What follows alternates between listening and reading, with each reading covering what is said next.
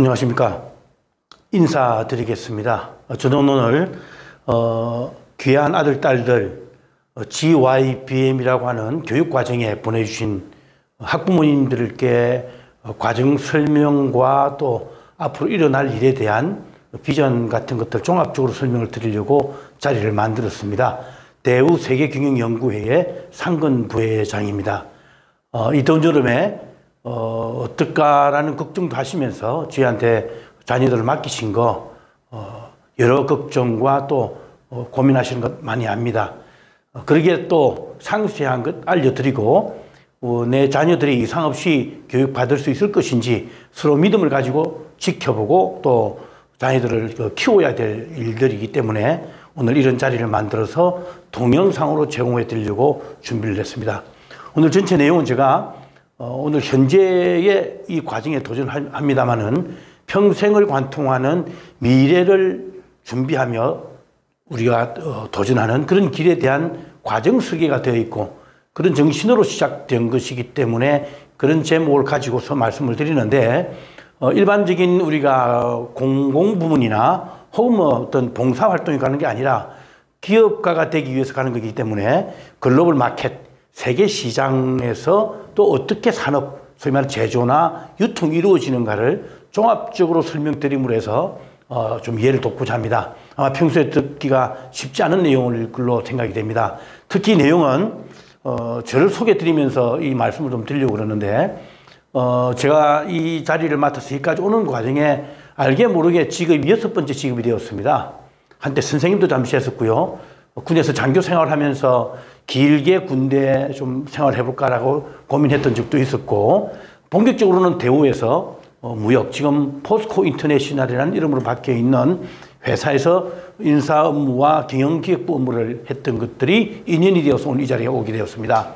한때는 중소기업에서도 한 5년 제조 업무를 또 담당하면서 경영 전체 총괄을 했었고 교육 사업을 한 15년째 하는 중에 이 일을 맡아서 사단법인, 공익법인의 일을 하고 있어서 굉장히 많은 경험치를 갖고 있다. 물론 다 옳은 건 아닙니다. 그러나 경험했기에 특히 진로에 관련되어서 취업에 관련되어서 고민을 많이 했기에 그 고민들을 녹아넣어서 이 과정을 제가 운영하고 있고 전체를 총괄 책임지고 있는 실무 책임자라는 관점으로 보시고 좀 공감해 주시도록 제가 최대한 자리를 준비를 했을 겁니다. 아마 평소에 듣지 못하던 말씀도 많이 있을 걸로 생각됩니다. 저희 조직을 또 저를 또 좀 이해해 주신다면은 한 10여 년 전에 벌써 좀 세월이 흘렀습니다만은 미생이라는 드라마가 한국 사회에 굉장히 공진의 히트를 쳤죠. 그때 될 때 아마 기억하실 겁니다. 짜릿했고 청년들이 혹은 그 속에 지나는 사람들이 아주 열심히 일하면서 자기 인생을 개척하고 고민하고 미생이 완생으로 돼가는 그 모습을 봐왔던 그 추억은 우리한테 나도 저렇게 살아보면 어떨까라는 어떤 환상과 꿈을 가지실 거라 생각을 합니다.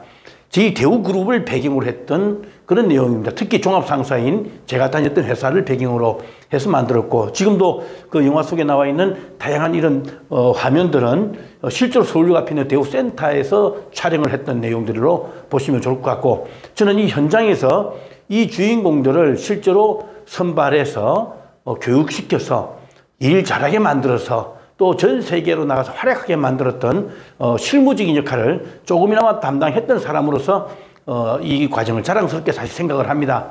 무엇보다 살아가면서 열심히 일하고 그 대가로 많은 돈 벌고 또 서로 나눌 수 있는 그런 사람으로 커가는 게 맞다고 생각하고 그 정신으로 우리 자녀들한테도 그렇게 키우도록 저희들이 할 수 있는 한 모든 역량을 총집결해서 하고 있다는 것들을 참고로 말씀을 드리겠습니다.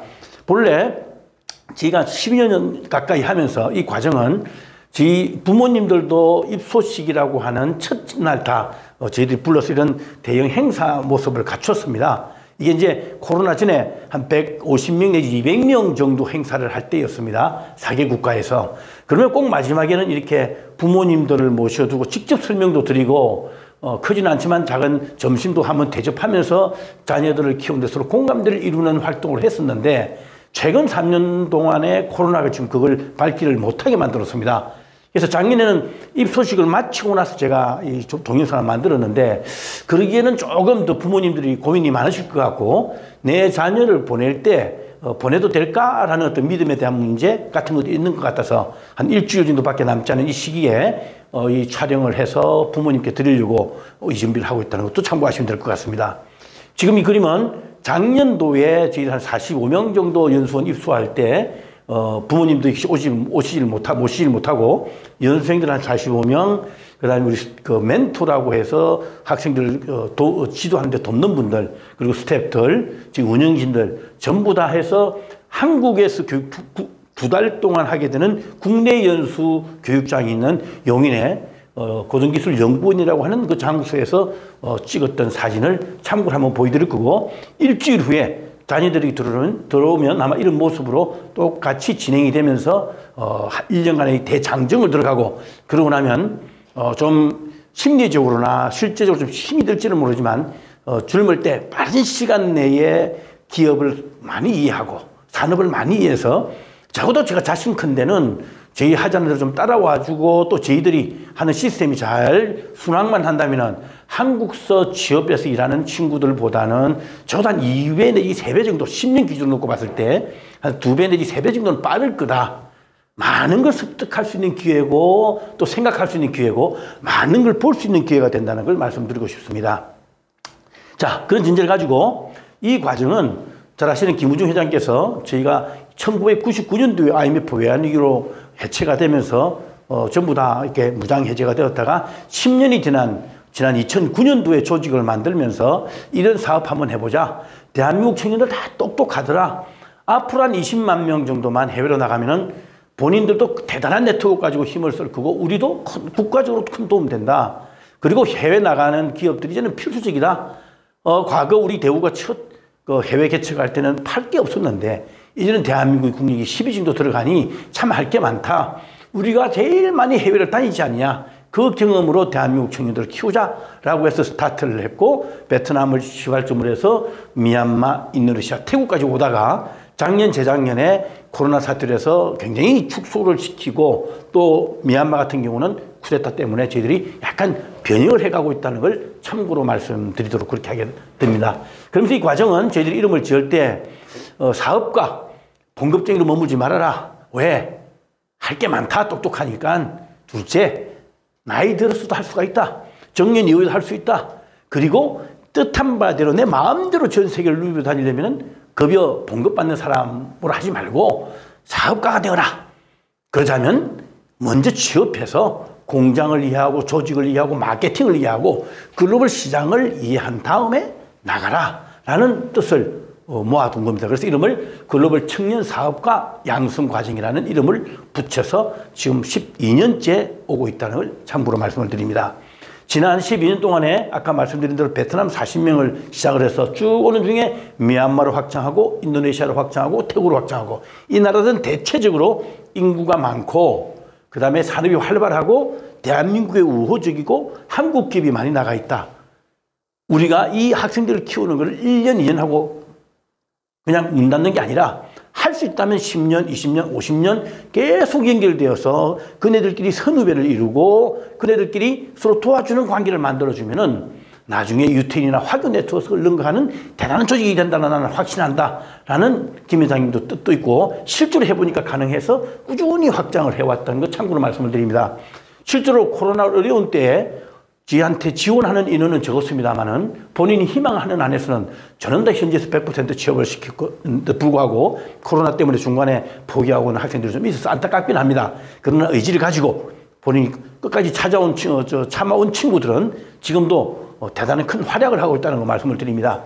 그러면서 지난 3년 동안 듣도 보도 못한 코로나 팬데믹이라고 하는 세계적 대유행병 앞에서 전 인류가 꼼짝 못할 때 저희도 움츠려 들었습니다만은 이 기업하는 사람들, 사업하는 사람들은 전쟁이 터지든 자연재해가 오든 혹은 어떤 경우가 오든 먹고 사는 문제는 인간의 문제고 내 스스로도 먹고 또 살아가야 된다는 그 전제가 되었을 때는 그 속에 비즈니스 그린이 있다.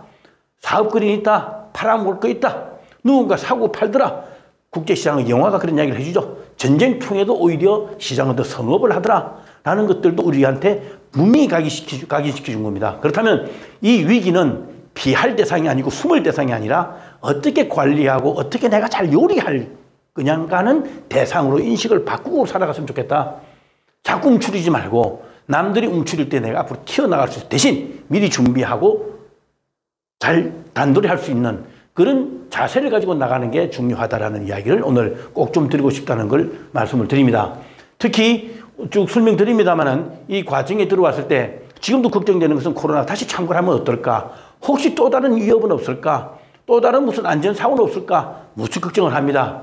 그러나 그런 일이 안 당하도록 우리 최선을 다하되 그런 일이 당했을 때 좀 더 그 피해를 최소화하고 우리가 당할 수 있는 것들을 최소한 방어해서 연수도 무사히 마치고 취업하고 평생을 안전하게 오히려 한국에 있는 것보다 더 안전하게 살아갈 수 있는 교육도 받고 스스로를 챙길 수 있는 그런 사람으로 탈바꿈시키도록 저희들이 최선의 노력을 다하겠다라는 전제를 가지고 봐주시면 고맙겠다 말씀을 드립니다.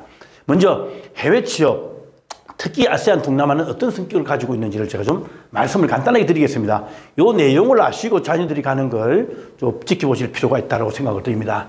작년 기준인데요. 지금 우리 대학생 졸업생이 재학생이 약 225만 명 정도 됩니다.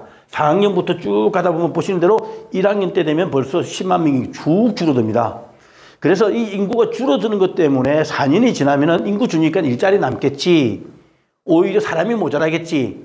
절대 저는 그런 세상에 안 온다고 봅니다. 왜냐하면 기업이 2, 3년 가는 사이에 사람 임금비가 높아지고 구하지 못하니까 전부 다 자동화하고 전산하고 컴퓨터.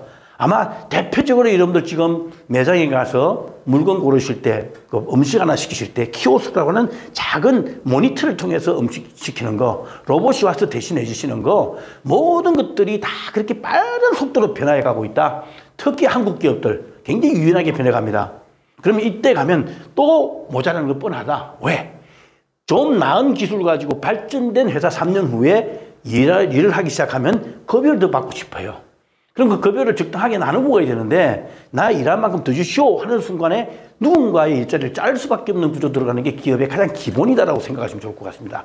그러니 빨리 나가서 내 자리를 바깥에서 만들어서 국내로 들어오자라는 전략을 구사해보는 거 어떻겠냐 생각합니다. 특히 나중에 다시 말씀을 드리겠습니다만은 여기 인문사회교육중 전공별 쭉 나눠놨는데 인문사회가 한번 보십시오. 두 개 합치면 벌써 거의 50% 가까이 됩니다.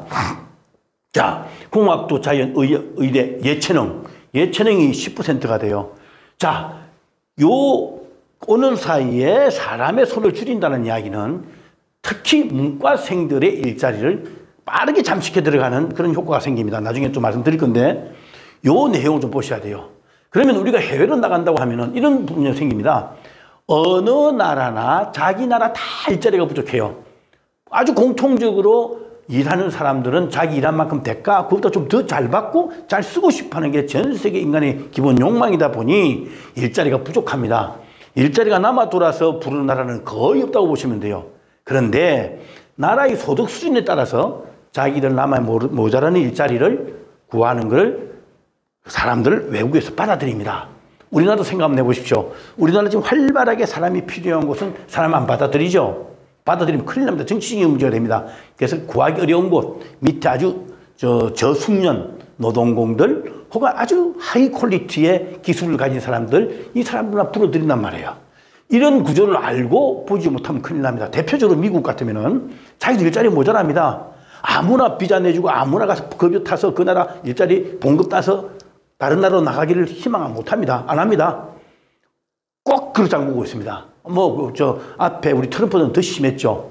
그래서 꼭 우리한테 오려면은 자기들도 부족한 인원들, 사이언스, 테크놀로지, 엔지니어링, 마스메틱스, 과학이나 기술이나 무슨, 이것도 좀 기술들이죠. 매스메틱스, 수학. 이런 전공한 스템이라고 하는 전공만 비자 내줄게라고 굉장히 폐쇄적으로 받아들이고 있습니다.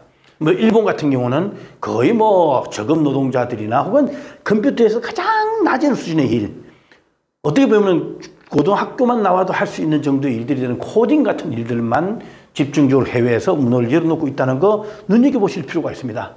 그러다 보니 지난 K무브라고 하는 국가입니다. 산업인력공단에서 지난 12년 동안 일본, 미국 쭉 왔는데 미국 8,700명이죠. 미국, 싱가포르 어마어마하게 나갔죠. 그죠? 근데 아다시 8,700명이 사실은 대한민국 전도단한테는 적합한 일인가라는 관점에서 한번 봐야 되고, 자, 일본, 미국 선진국에 가면 급여를 많이 줘도 생활비가 비쌉니다. 이런 한계를 또 갖고 있는 게 현실입니다. 미국 학생들이 아까 그런 지술이 있지 않으면은 기껏 해주는 게 그냥 1년짜리 비자, 잠시 교환 학생 정도 수준으로 인턴이 있다고 하는 건데, 문제는 그렇게 배워서 온 것들이 한국에 들어오면은 다시 사용하기가 별 메리트가 없고 별 매력적인 요소가 거의 없다는 게 일반적으로 보는 현실입니다. 싱가포르, 호텔이나 이런 쪽 중심으로만 서비스 중심으로 발달되어 있고요. 중국 뭐 제법 했는데 최근에 다시 문을 담그고 있는 상태고, 호주 주로 유아 쪽이나 이런 쪽들, 노인들 케어하는 이런 쪽도 주로 발달되어 있고요. 베트남이 꾸준히 늘었죠. UAE, 아랍에미레이트, 여기는 항공사 승무원들, 캐나다 아주 기술직들이라고 할까요? 기능직들 중심으로 사람을 뽑는 아주 뚜렷한 모습을 드러내는 게 지난 시간들의 통계입니다. 이걸 보시고 일본 많이 갔네, 미국 많이 갔네 하고 선뜻 덤벼들지 말아야 된다. 많은 것들을 판단해 봐야 된다 생각하셔야 됩니다. 저희들이 김우중 회장께서 아마 대한민국 역사상에, 아니 한민족 역사상에 제일 많이 세계를 다니시면서 다양한 모습을 보고 비즈니스를 펼치셨는데, 그 경험치를 놓고 봤을 때는 지금은 대한민국이 동갈대가 동남아라는 곳이다. 아세안 10개국이 있는 이 국가가 우리한테는 기회다. 특히 청년들한테 기회다라고 생각합니다. 왜냐하면 젊은 인구와 성장을 희망하고 특히 한국에 우호적인 사람으로 있다 보니 뭘 해도 같이 일하기가 좋고, 특히 젊은 인구들이 많으면서도 빨리 숙련해서 따라오더라. 그래서 30년 전, 40년 전 대한민국에 했던 그 산업들이 들어가도 소위 말하는 손끝으로 일을 만드는 노동집약 산업이 들어가니까 참 잘해내더라 이야기입니다. 자, 이게 왜 그런가? 높은 통신망이 보급이 됐습니다. 그 나라도 우리보다 더 많은 스마트폰을 가지고 있으니까 욕망이 꿈틀거리기 시작합니다. 어디 가니까 좋다더라, 어디 가니까 먹고 싶더라, 어디 가면 보고 싶더라. 우리하고 똑같은 현상을 가집니다. 우리가 선진국 가듯이 이 동남아 사람들도 대한민국 한번 와보는 게 꿈입니다. 그 욕망이 꿈틀거리니 많은 돈을 벌고 싶겠죠. 그 욕망을 타고 들어가서 대한민국에서 비즈니스를 하다는 그런 뜻을 말씀드리는 겁니다.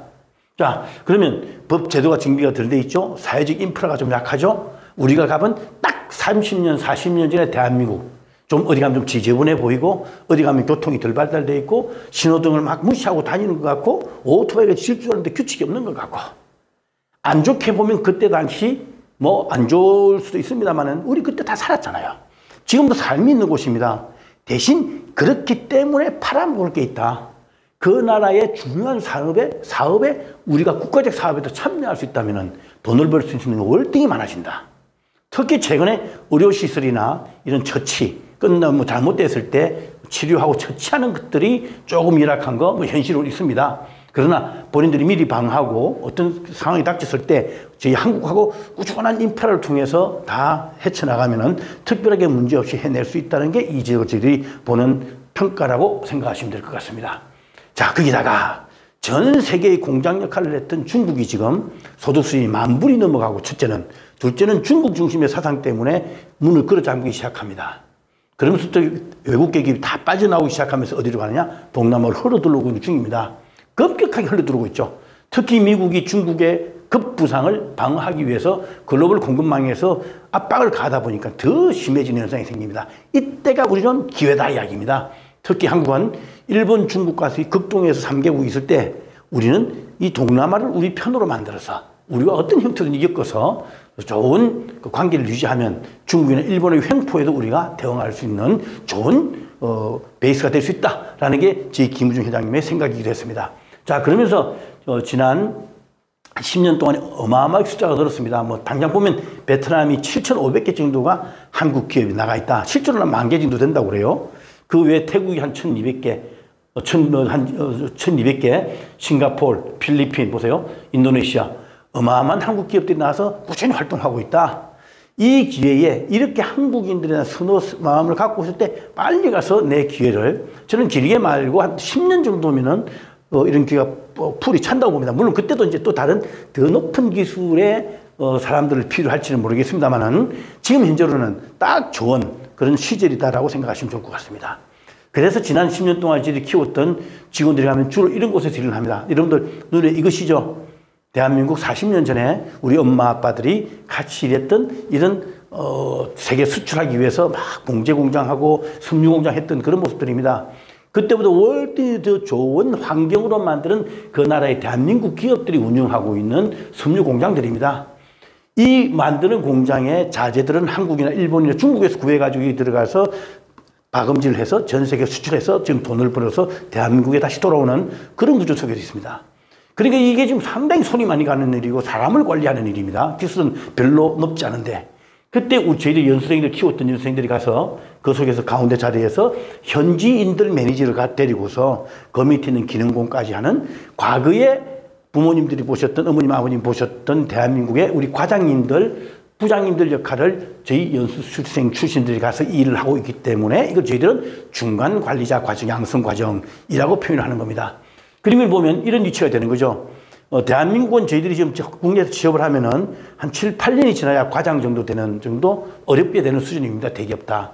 그리고 7, 8년 돼야 이제 부장 정도 되니까 10년, 15년이 지나야 내 밑에 부 한 10명, 15명 정도 거느리면서 이제 비즈니스를 하는 그런 구조인데 여하튼 그러다 보니까 요 한 15년 될 때까지는 진정한 리더십이나 진정한 어떤 업무 경험치를 제대로 쓰는 건 좀 미약하다. 그런데 동남아는 내가 들어가는 순간에 내 밑에 기능공들이 있고 그 기능공 위에 현지 매니저들이 있고 자기들끼리 그 나라 국민들끼리 그래 놓고 그 위에 내가 하나를 맡기 때문에 작게는 100명, 200명부터 많게는 1000명, 2000명 공장을 운영하는 공장장이 바로 됩니다. 5년, 1년 만에. 6개월, 1년 만에. 대단한 파워죠? 근데 힘듭니다, 사실은요.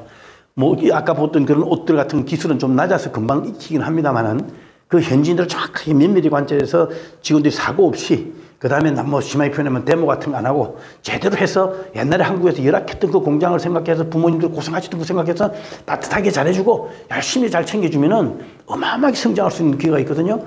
짧은 시간에 내가 나이 29, 30 되기 전에 300명, 400명을 한번 거느려 봤다라는 경험은 전 세계 어디를 가더라도 뭐든지 할 수 있는 대단한 파워를 가져가는 기회다. 이 기회는 사실은 돈으로 살 수 없는 기회다 정도로만 제가 좀 감히 과감하게 말씀 좀 드릴 수 있을 것 같습니다. 자, 이어서 중간관리자 역할이다 이렇게 표현하는 겁니다. 제품에 대한 공부와 리더십에 대해서 충분히 알고 대처할 수 있는 사람이 된다. 그러다 보니까 반드시 현지어를 구사해야 되고 사는 난이도와 따라서 굉장히 빠른 시간에 배워서 리더십도 해야 된다. 그렇기 때문에 오히려 문과, 이과생들보다는 문과생들이 오히려 사람을 다루는 게 잘했기 때문에 더 필요하다. 대한민국은 지금 문과생들이 일자리가 줄어드는데 여기는 문과생들이 더 쓸모가 많아지는 그런 구조 속에 들어간다고 보시면 여러분들이 정확할 것 같습니다. 자, 중요한 게 나오죠. 현지어를 구사해야 됩니다. 자, 그런데 베트남, 미얀마, 인도네시아, 태국, 대한민국에서 제2외국어 안 가르칩니다. 그런데 언어는 좀 더 어려워요. 또 중국어보다 더 어려워요. 꼬박 1년을 배워야 되더라. 요게 이 과정을 1년 과정을 끌고 가는 가장 기본적인 발상법입니다. 여기 이제 저희들이 더해서 다른 것도 더해가지고 교육을 하고 있다라고 보시면 돼요. 자, 그래서 이런 교육을 마치고 나면은 대체적으로 한국기업의 중간관리자, 또 혹은 뭐 독일계 회사, 이태리계 회사, 뭐 이런 쪽도 프랑스계 회사도 취업을 합니다. 반드시 아까 말씀드린 현지어와 영어를 겸비해야 됩니다. 그러니까 영어는 이때까지 했던 수준에서 조금 더하긴 해줍니다만은 현지어는 제로 베이스로 아무것도 없이 들어와서 1년이면 완벽하게 공부에 들어가니 사실은 좋은 기회죠. 1년 동안 사실은 다른 거 못 벌입니다만은 먹고 자는 거 저희들이 그래서 다 책임지고 만들어 줄 테니 열심히 공부해라.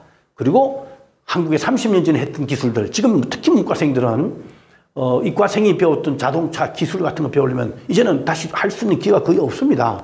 대학원 박사도 어려운 게 이제는 그런 기술들이 다 돼버렸죠. 그럼 우리 지금 문과생들은 우리가 30년 전에 사용했던 신발, 가방, 그 다음에 옷 같은 것들은 여전히 인간이 평생 사용할 수밖에 없는 그런 용도이기 때문에 지금 배워도 평생 내 일을 할 수 있는 기반이 만들어진다라고 보시는 게 정확하게 말씀드릴 수 있습니다. 자, 그러자면 도전 정신도 있어야 되고 리더십도 있어야 되고, 자, 그래서 주로 취업하는 거는 경공업 및 전기전자업, 손이 많이 가는 조립업. 그래서 삼성이 많이 나가 있잖아요. 핸드폰이 마지막은 조립이거든요. 가전제품도 마지막은 조립입니다. 앞으로 자동차도 마지막은 조립이 됩니다. 앞에는 기계화시키고 자동화시키더라도. 그래서 핸드폰이나 가전은 벌써 나갔는데 이제는 자동차도 동남아 쪽으로 현대자동차, 기아자동차가 빠르게 지금 진출하고 있는 그 과정들이 있다는 것도 참고로 말씀을 드릴 수 있을 것 같습니다. 유통 서비스나 건설업도 점차 다양화지는데 이런 것들은 대체적으로 자기 나라 사람들 우선적으로 사용할 수 있는 구조가 되어 있다.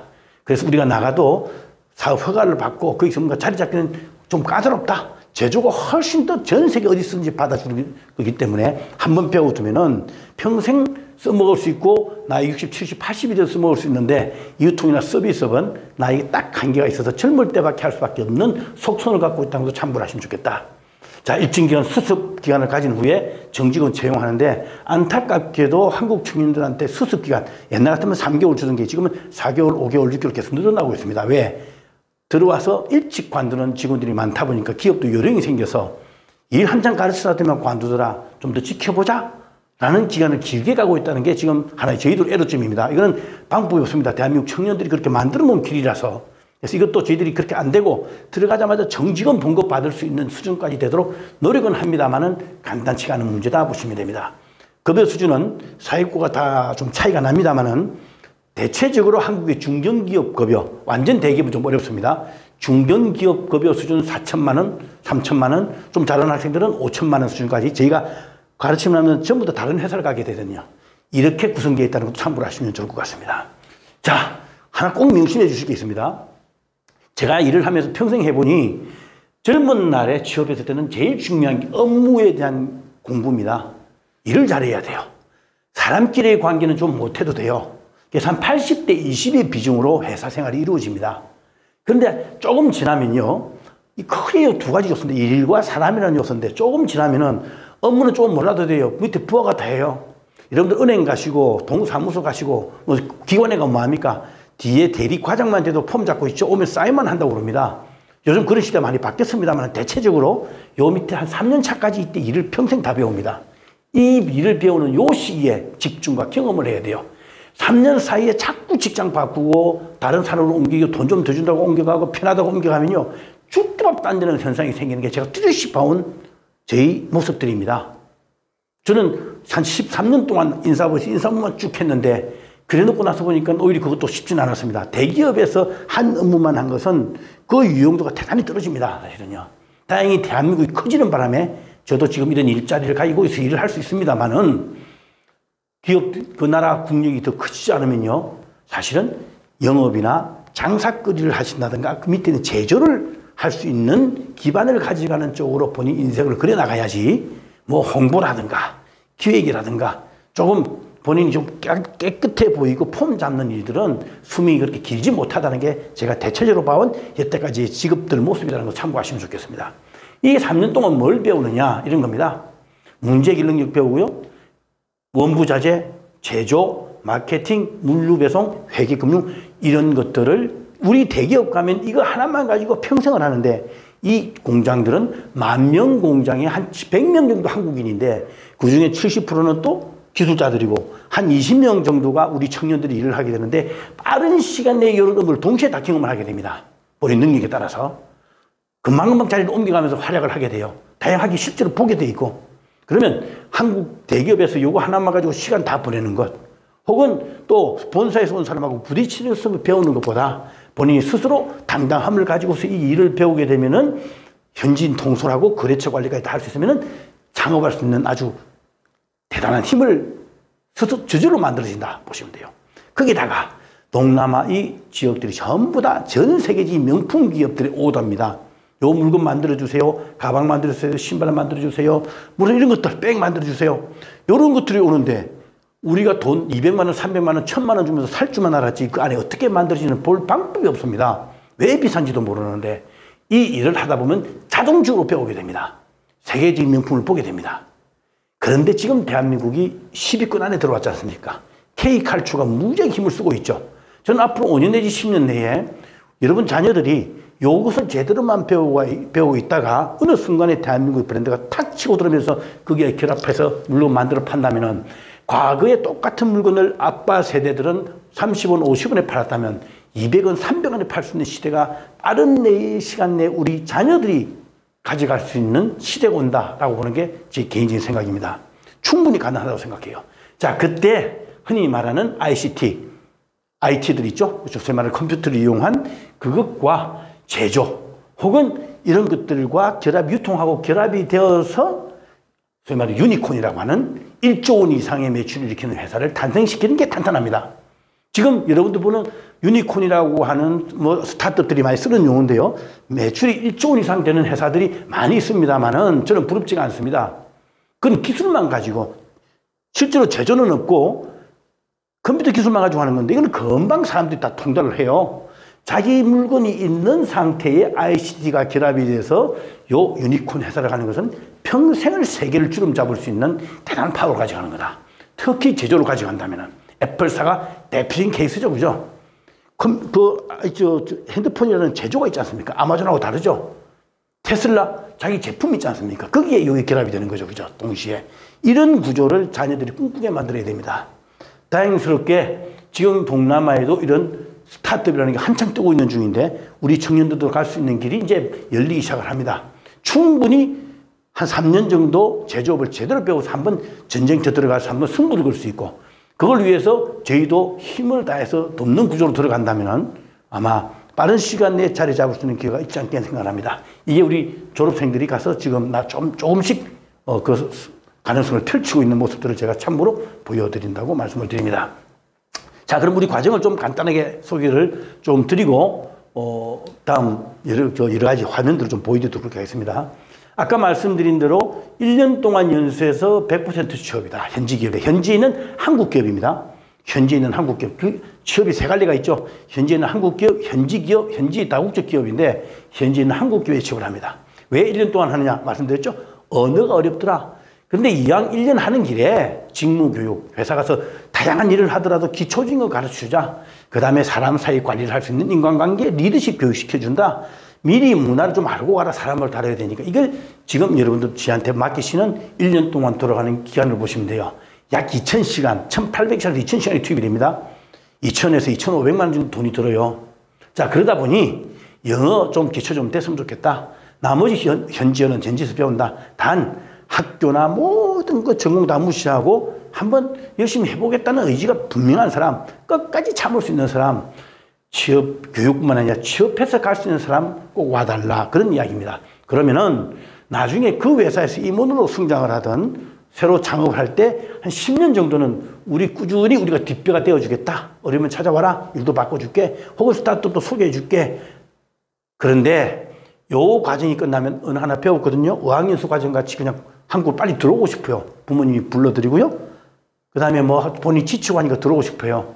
그래서 과거에는 저희들이 여기서 이거 3년 동안 두 개 합쳐서 3년 동안 안 하면은 교육비를 환수하는 제도로 만들었는데 사실은 정부에서부터 많은 저희들이 태클을 받아왔기 때문에 그건 좀 포기를 했는데 그럼에도 불구하고 자존심 있죠. 1년 동안 생고생해서 배웠으면은 한 2년 정도는 한번 뿌리를 뽑아보자. 그래서 재미나면 일하는데 중요한 거 나중에도 말씀드립니다만은 동남아 그 국가의 눌러앉아는 프로그램 아닙니다. 요걸 기반으로 해서 동남아에는 생산 기반, 공장만 가지고 미국 가고 영국 가고 프랑스 가고 일본 가서 막 물건 팔고 대한민국 쫓아와서 전략적인 결정을 하고 전 세계를 돌아다니는 김우중 회장님께서 하셨던 그런 모습으로 살아가라. 그러면 아마 더 자녀들을 자주 볼 수 있는 기회도 있지 않겠냐. 봉급쟁이로 계속 살면은 1년에 딱 2번밖에 못 봅니다. 공장을 반드시 2번밖에 안 쉬거든요. 이제 한국에 완전히 들어오면 되겠죠. 그런데 한국에 들어왔을 때 나의 경쟁력이 계속 평생을 먹고 살 만한 경쟁이 되는 거는 심각하게 고려를 해보셔야 되는 상황이다. 참고로 좀 요 사진이 그렇습니다. 그런데 저희들이 과거에 한 3년 정도 못하면 돈을 토해내라고 했던 것 때문에 이걸 자꾸 청년들이 뭐라고 말이 많은데 이거 있어야 사실은 힘들고 중간에 관두고 싶을 때 그나마도 좀 이거 뭐 아이고 돈 만들기 어려우니 좀 한번 참고 가보자. 라고 할 때 저희들이 또 도와주려고 마음 먹는 놈이다. 그러다 보면 2, 3년만 지나면 다 적응을 해요.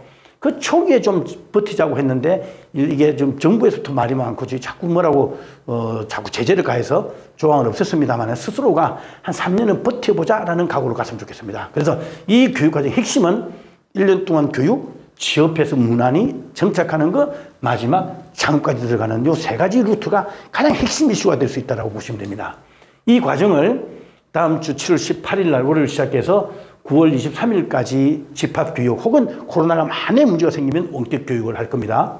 그리고 중화에서 동남아 10개국 국가를 다 소개해 주면은 베트남으로 출국하기 직전에 나라를 나누게 됩니다. 그러면 약 일주일 정도 쉬었다가 10월 1일 베트남 출국을 하거든요. 들어가서 초기 한 2달 정도는 전부 다 공통으로 베트남어를 공부합니다. 먹고 살아야 되니까. 그죠? 기초적인 건 좀 공부해두고. 그러면 본인이 미얀마다 나는 인도다, 인도네시아다, 태국이다 정해지면 그 인원이 일정 인원이 되면은 그 나라에서 선생님을 베트남으로 불러들여서 의학 선생님을 베트남 갈 애들은 베트남어 계속 공부하는 거고 나머지 나라는 나머지 다른 나라 언어를 공부를 통해서 다음에 인도네시아로 취업을 한다든가 할 수 있다. 이거 왜 이렇게 했냐? 저희들이 이 과정 중에 몇몇 나라들은 연수 비자든 일을 하는 비자 자체가 준비가 되질 않아서 제가 불가피했던 조치입니다. 이렇게 해서 약 11월 13일부터 5월 26일까지 약 9개월 과정을 들어가게 됩니다. 처음 매칭은 3월부터 되는데, 자, 보시다시피 이게 하노이 보건대학이라는 곳에서 저희들이 시작하게 되고, 작년 같은 경우는 이 격리 기간 앞에 한 2주 정도 격리를 해서 굉장히 유동적이었는데, 올해는 뭐 지금 아직 그런 이야기가 없어서 들어가자마자 바로 자리 잡고 연수를 할 수 있을 것 같고, 이 기간 중에 어떤 경우든 코로나가 문제가 생기고 또 다른 게 문제가 생기면 바로 원격 교육으로 줌이라는 걸 통해서 각자 방에서 각자 선생님하고 다 떨어져서 그 의학 공부는 꾸준히 계속 해나가는데 지장 없도록 만들어둔 그런 구조로 저희들이 진행을 하고 있다 말씀을 드립니다. 자, 중요한 거 아까 말씀드렸죠. 오다를 받는 거는 글로벌 마케터들, 소위 말하는 나이키, 버버리 같은 데서는 자기 신발 뭐 50만 쪽, 100만 쪽 그러면은 우리만 주는 게 아니고 한국 기업들끼리도 경쟁을 하고 대만 기업, 일본 기업들이 우리한테 주세요 하고 수주하러 옵니다. 그때 수주를 따야 돼요. 그러니까 그때는 뭐로 하겠어요? 영어로 말을 해야 되죠. 근데 영어 가지고 수주가 되면 현지에 직원들한테 일을 시켜야 되죠. 현지를 해야 됩니다. 이 두 가지를 다 겸비해서 젊은 날에 준비가 된다는 것은요, 어마어마한 자산이 되는 겁니다. 힘들죠. 배우기도 힘들고 초기에 적응하기가 보통 힘든 건 아닙니다. 그러나 옆에 동료가 있고 선배 후배가 있지 않습니까? 그 속에서 어려움 토로하고 가끔씩은 풀기도 하고 그렇게 해서 적응해 주기를 바랍니다. 부모님은 도와주셔야 됩니다. 요 구조가 그렇게 돼 있다. 이거 평생 자기의 살아갈 수 있는 중요한 자산을 만든 거다. 그 속에서 다른 많은 거래처들하고 좋은 인간관계를 맺어서 간다면은 앞으로 어딜 가더라도 그 친구 하면 최고였어 라고 이야기하는 그런 사람으로 자리매김할 수 있도록 여러분 부모님께서 도와주시는 게 중요하다.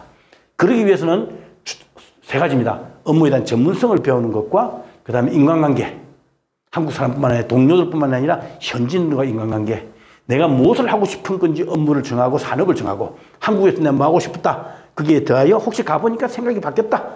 다 정하죠. 분명한 것은 요즘은 끈기가 있어야 되더라. 이것만 가지고 안 되더라. 업무의 전문성도 꾸준히 해야 전문성이 생기는 거고 전문가 소리 듣는 거고 사람도 꾸준하게 관계를 가지 믿음이 가는구나. 그러면서 현지어와 영어를 동시에 하는데 그냥 중간에 좀 심심할 때는 특강도 듣고 현지 업체 탐방도 하고 문화 교류도 하고 캠프도 가고 자, 이런 식의 통해서 과정을 만드는 중에 이 자재중을 인도해서 창업의 어떤 모티브를 잡아서 나는 이 와이샤드 전체가 아니라 나는 단추만 가지고 해보고 싶어. 대한민국 땅에서는 단추만 가지고 옷걸이만 가지고 실 하나 가지고는 못 먹고 삽니다. 그러나 베트남이나 동남아를 기반으로 해서 그 전문 회사가 됐을 때는 전 세계를 대상으로 영업하는 거기 때문에 뚜렷하게 전문 기업으로 성장하는 모습들을 많이 드러나고 있다. 그걸 위해서 아까 말씀드린 대로 총 1800시간에서 2000시간. 그래서 46주 동안 교육을 하는데 토요일 빼고 5일 동안 매일 8시간씩 수업을 하는 거니까 1800시간을 투입을 하게 돼요. 대학 4년 동안 140학점 놓고 본다고 봤을 때는 3년 6개월 동안 총 7학기 동안 공부하는 어마어마한 분량을 집어넣습니다.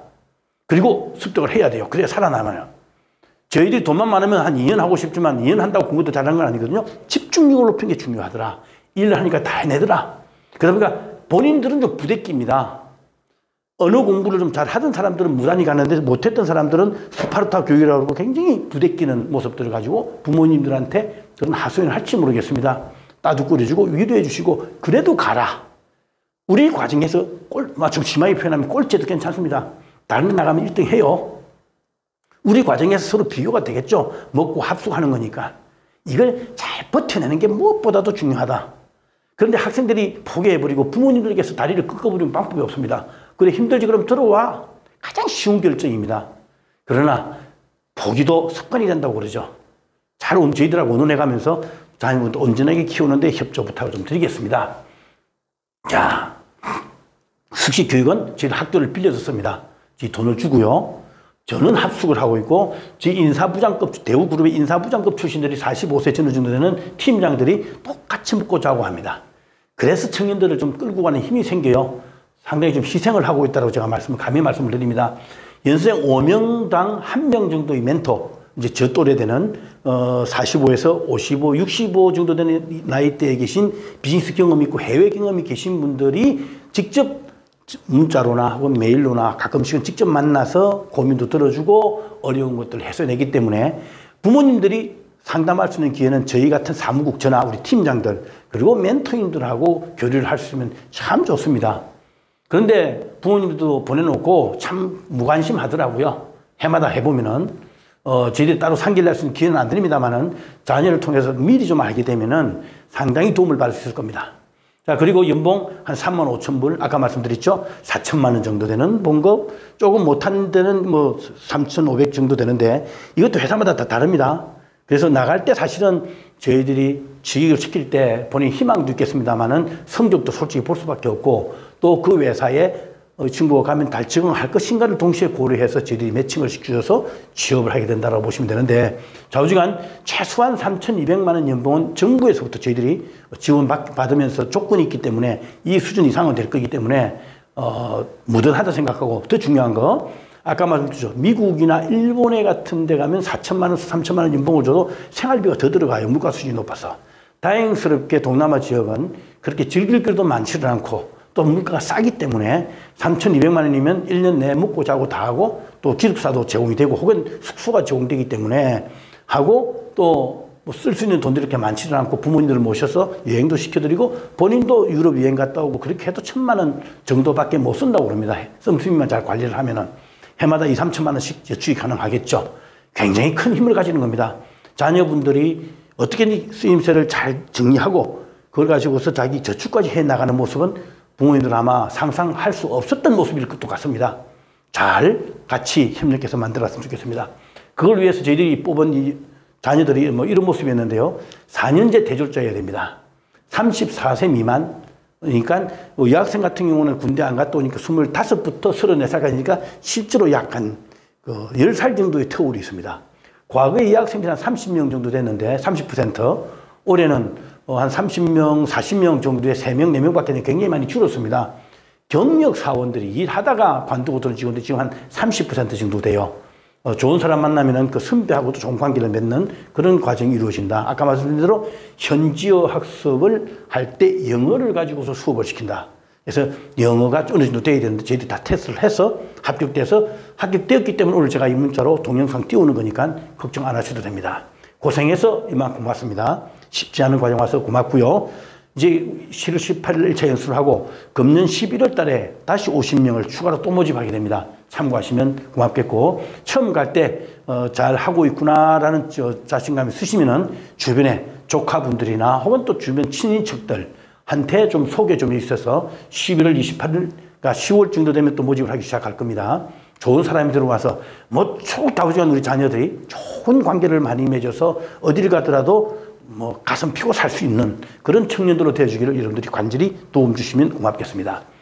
저희들이 해마다 한 2천만 원, 1인당 2천에서 2,500만 원 드는데 많이 할 때 180명까지, 190명까지 했습니다. 연간 한 40억 정도 돈 가까이가 드는데 그중에 절반 정도는 정부에서 받습니다. 나머지는 대우 출신들 많은 기업들한테 기부를 해마다 받습니다.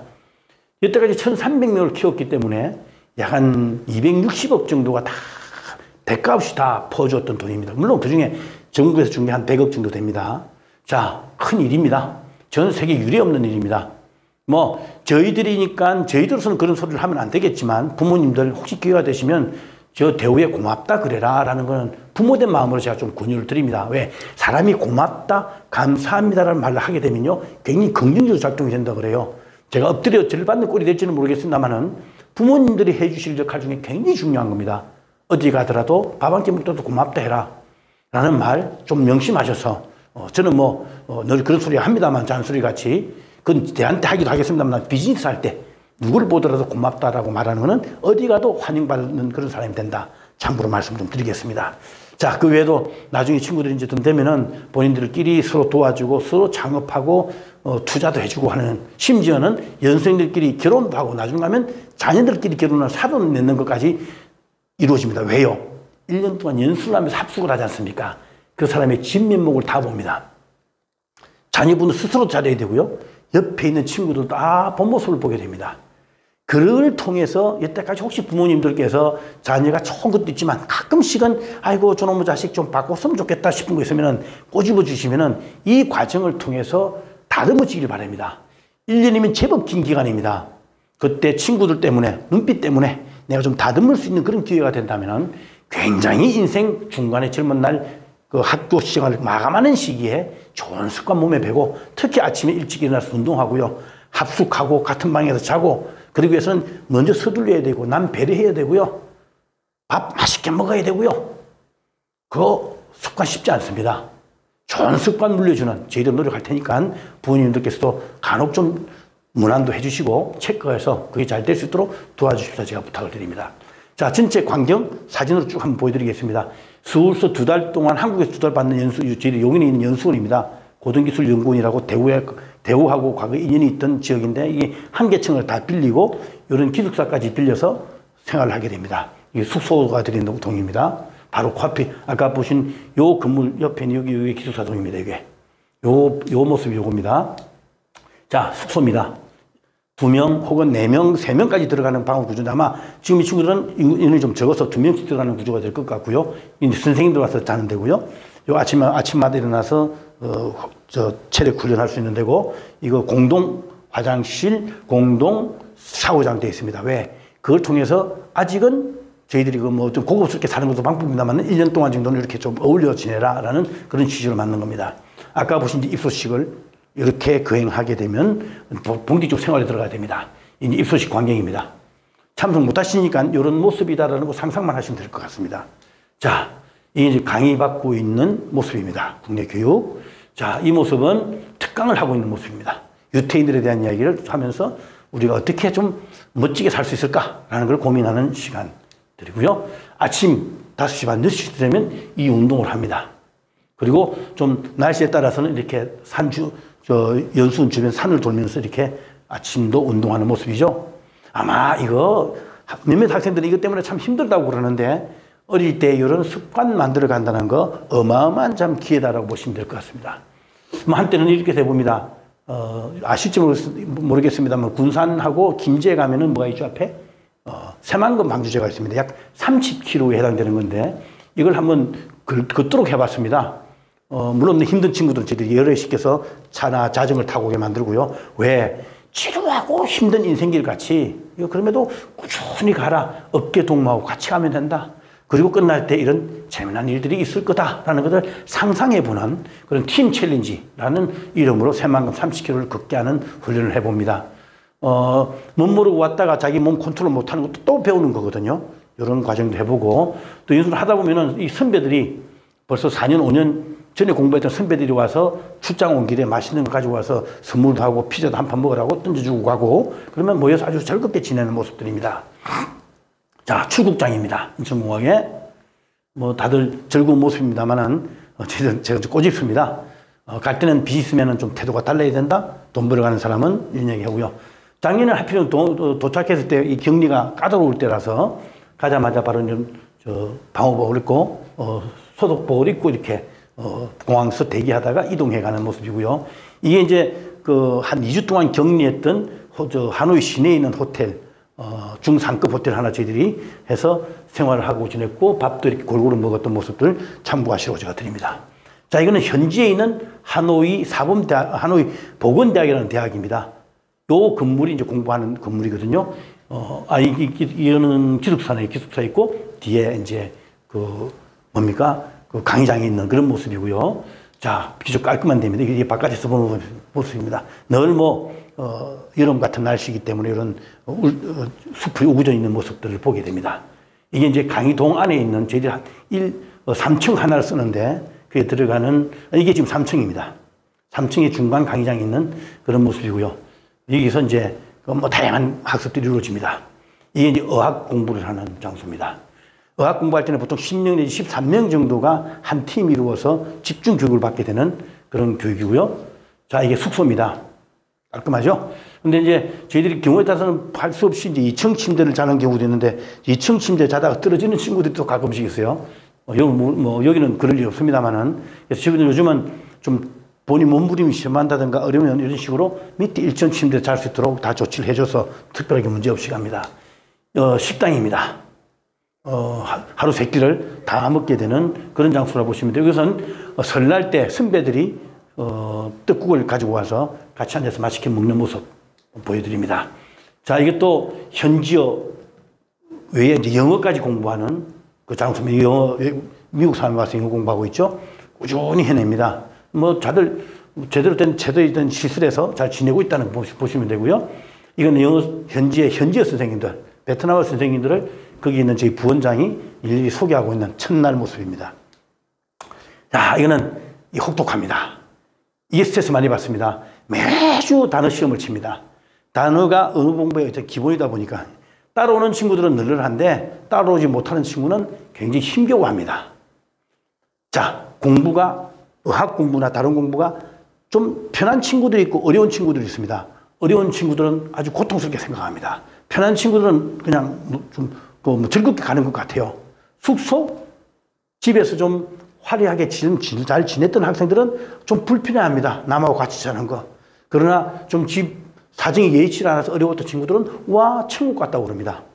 밥 먹는 거 좀 부유하게 컸던 부모님들이 잘 해주셔서 부유하게 컸던 친구들은 아, 밥이 좀 왜 이렇지? 좀 더 맛있는 거 없어? 라면서 바깥에 또 좀 이렇게 부식을 사가기도 하고 부모님들 보내주더라고요. 문자를 보내면.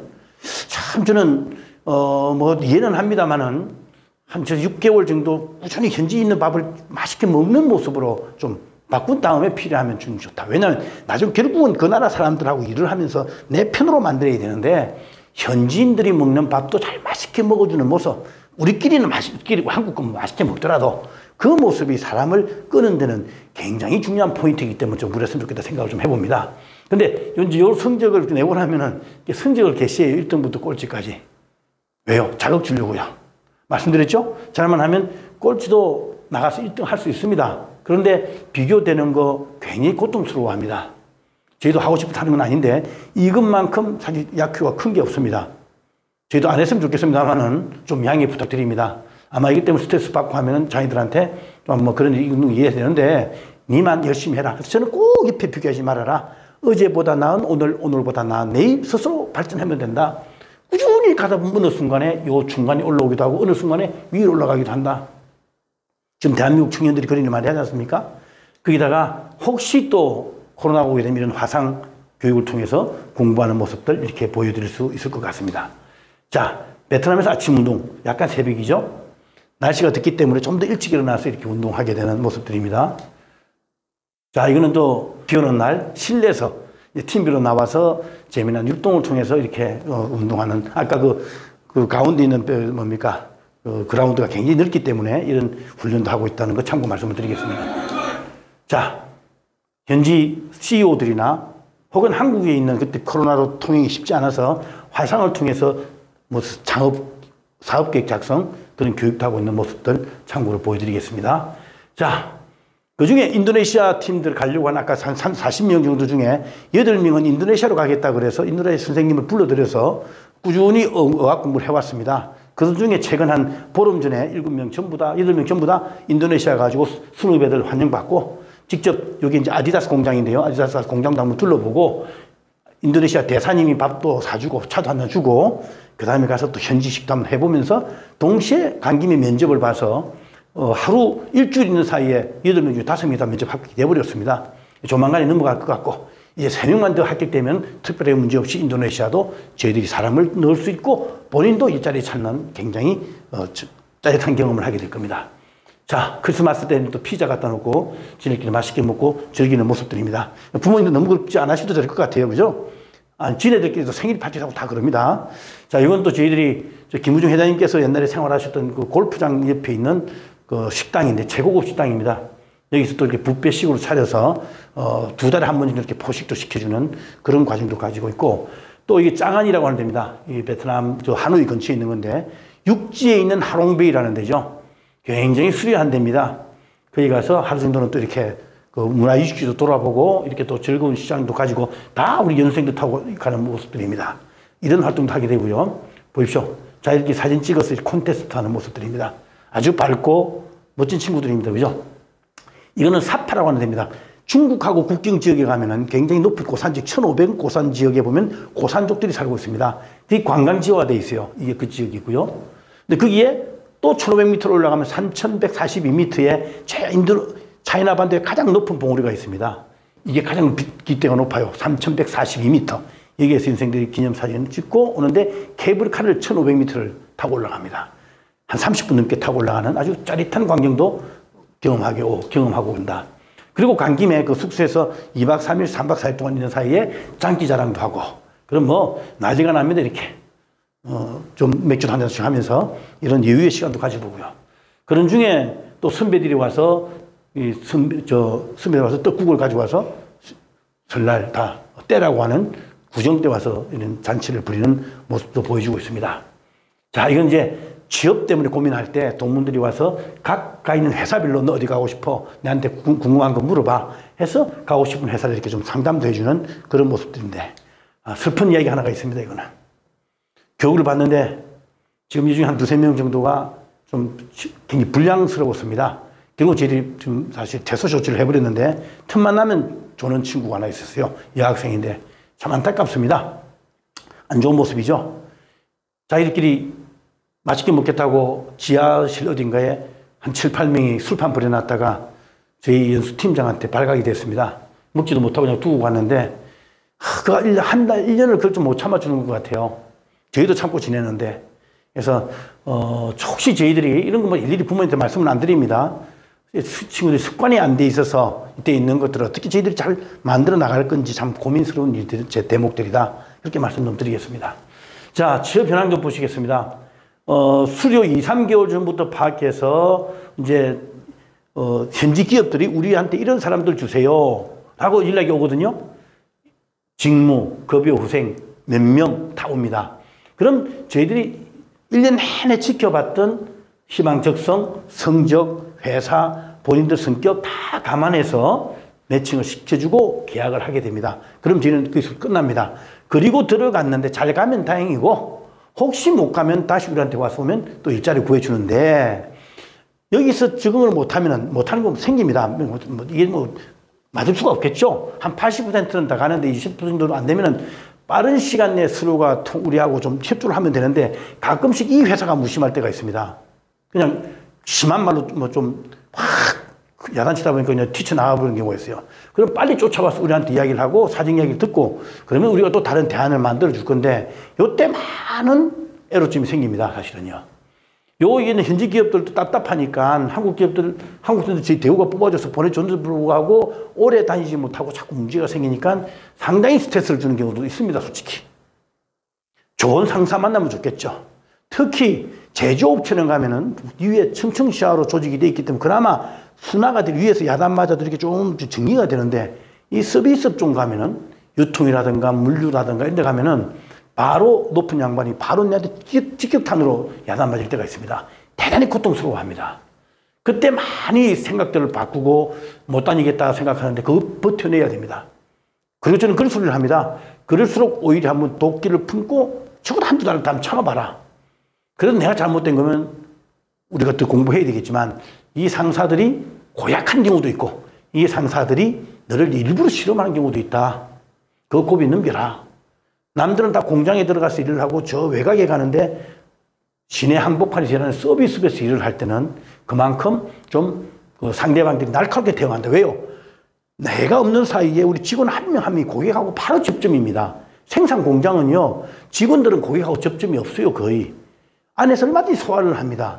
그런데 아시죠, 여러분들? 백화점 혹은 뭐 저 커피숍, 사장이 아니라 종업원이 내한테 하는 게 사장이 내한테 하는 것 같이 보이지 않습니까? 사단이 많이 납니다. 요걸 우리가 잘 이해 못하면 굉장히 어려운 경우 생긴다는 거 참고하시고, 저희들이 좌우지간 이렇게 해서 매칭을 시켜줍니다. 대개가 다 저희들이 가급적이면 중견 중소기업만 보냅니다. 왜냐하면 마지막은 창업을 지향하기 때문에 그렇습니다. 근데 학생들은 자꾸 대기업 가고 싶어 합니다. 부모님도 대기업 보내고 싶으시죠? 그러면 차라리 안 나가는 게 나아요. 한국서 대기업 가는 게 죽기 살기 대기업 가면 좋겠는데 예의치 않지 않습니까? 현지에 대기업 가면요. 좀 있으면 서울서 같은 또래의 본사에서 누가 옵니다. 주재원이라고 봐요. 본사에서 뽑은 사람들이. 좀 지나면 우리 학생들 훨씬 더 잘해요. 언어도 잘하고 일도 잘합니다. 근데 봉급을 그 친구한테 많이 줘요. 그리고 내가 맡은 바 그 조직에서 다른 데로 쉽게 못 옮겨줍니다. 본인이 처음에 가지고 했던 그 각오를 전부 다 버려버려야 돼요. 근데 중견기업 가면요. 내가 힘펴고 살 수 있어요. 오히려. 업무가 안 되거든요. 대신 일은 좀 많죠. 그 구조로 좀 가면 좋겠는데 한국에서 계속 대기업병에 걸려있는 게 저는 굉장히 안타깝습니다. 그래도 본인이 대기업 가겠다 그러면 저희한테 또 요청을 합니다. LG나 삼성에서 우리 학생들 달라고 그럽니다. 근데 지가 어떻게 알았는지 보내주세요. 그러면 할 수 없이 보냅니다만은 오래 못 갑니다. 사실은요. 가급적이면 이왕 고생하러 온 거 중견 중소기업 가서 빠른 시간에 일이 배우겠다라는 마음을 가질 수 있도록 좀 도와주시면 고맙겠습니다.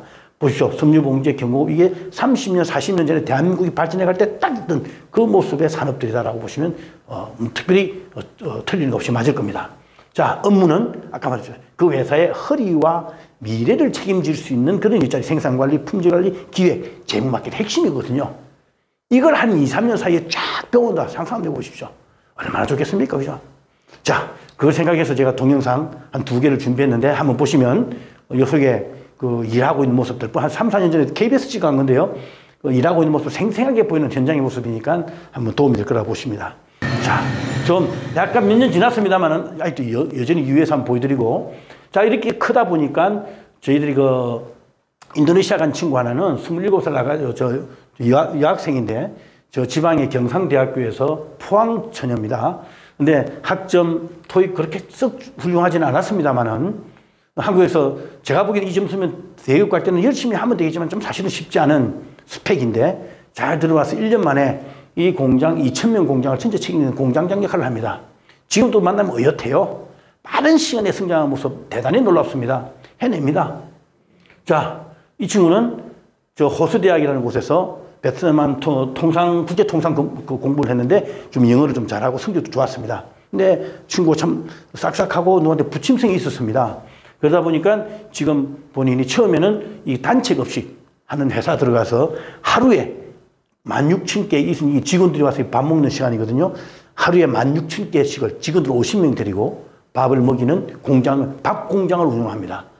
잘 해내요. 지금 자리 옮겼다고 그러는데 이런 것들 다 무난히 쳐냅니다. 남녀 구분 없이요. 자, 이런 친구는 지금 우리 제천에 있는 학생인데 그 관동대 3명대를 나왔습니다. 여기는 인도네시아에 있는 매트리스 만드는 회사입니다. 이게 지금 미국의 아마존에서 제일 많이 팔리는 매트리스입니다. 침대 매트리스. 신기하게 고안했대요. 근데 이 공장이 처음에 대단히 힘들어 했는데 이 공장 짓는데 우리 출신들이 5명 가가지고 순식간 일을 잘 했답니다. 공장을 만드는데. 그래가지고 저희 청년들만 하면 그렇게 좋아해요. 그런데 이 회사가 최근에 현대백화점 리바트에다가 이 공장을 매각했다는 소리 들리고 있던 것처럼 친구들이 리바트 가는 건 좋은데 저 대기업 가면은 성장하는데 한계가 있을 건데 하는 아쉬움은 좀 있습니다. 그건 제가 또 따로 나중에 생각해야 될 부분이고요. 이 친구는 아주대 나와서 보시다시피 영어 뭐 그렇게 변변찮습니다. 그런데 타포린이라고 하는 아시죠? 일종의 비닐. 여러분들 좀 뭡니까?